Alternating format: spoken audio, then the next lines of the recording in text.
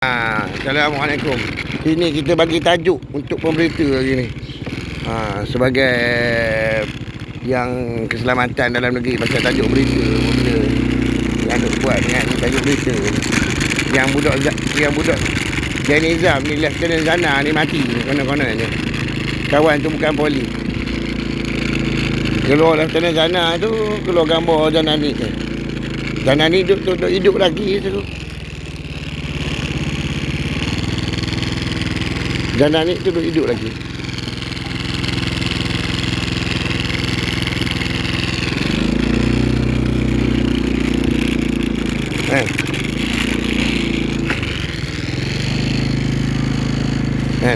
Hari ni 8 hari bulan 2, 2026. Kenapa dia nak kena curi pasal tu? Dia cerita kat ni pasal aku gini. Dia nak kena curi kan baju, barang-barang dalam rumah. Dia nak kena ganggu anak bini. Sampai 20 kali daripada 2014, 2013 sampailah kejadian daripada dekat Perlis tu. Dia buat dekat Alustar tu, dekat adalah beberapa tempat hotel tu, termasuk dekat Anak Bukit tu. Sebelum pada tu pergi ke Anak Bukit tu, dia khabar Anak Sari ni, khabar dia tukar dah. Dia khabar dekat pegawai-pegawai kontijen dekat IPD tu, dia khabar dia bertukar. Dia ke mana? Dia kerja kat mana?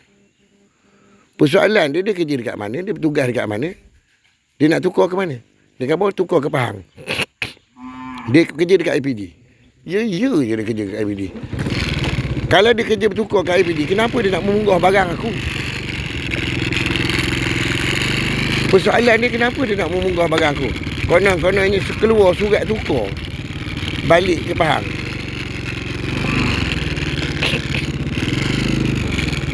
Ada tak surat tu SPRM?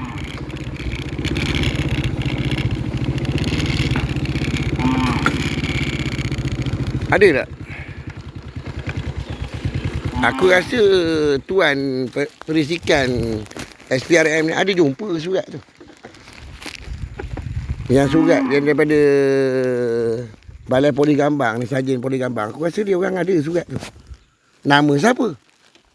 Nama Zaidi Zamsari ke?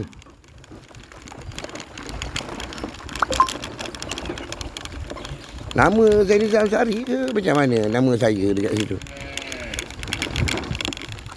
Ke surat saya lapor diri dekat sana? Kita ni macam mana ni?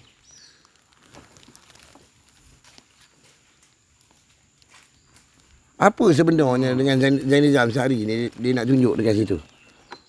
Dia ada isu lain, Isu lain apa? Kalau pasal dia curi kereta Pro 2 sebelum dia hampuk kepala saya dengan batu tu, ada mati dekat Dewan orang ramai belakang Tesco. Sebelum dia curi kereta. Kereta Pro 2 tu satu, kereta Honda warna kelabu tu satu, mati. Kematian. Maklumat yang kita dapat, apa benda yang kita dapat dekat sini, saya terang dekat sini dengan jelas secara dekat media sosial ni. Saya khabar ni, Tuan Khalid, saya bagi tahu ni, yang kereta Honda warna kelabu tu, dia dengan Ustaz Ahmed Andani, Pak Imam dekat sini. Yang kereta yang Pro 2 yang baru duduk dalam Tesco tu, menyebabkan kematian kepada promoter, dealer Pro 2 tu, mati kat situ. Jelas kat sini, jelas. Tak ada orang lain.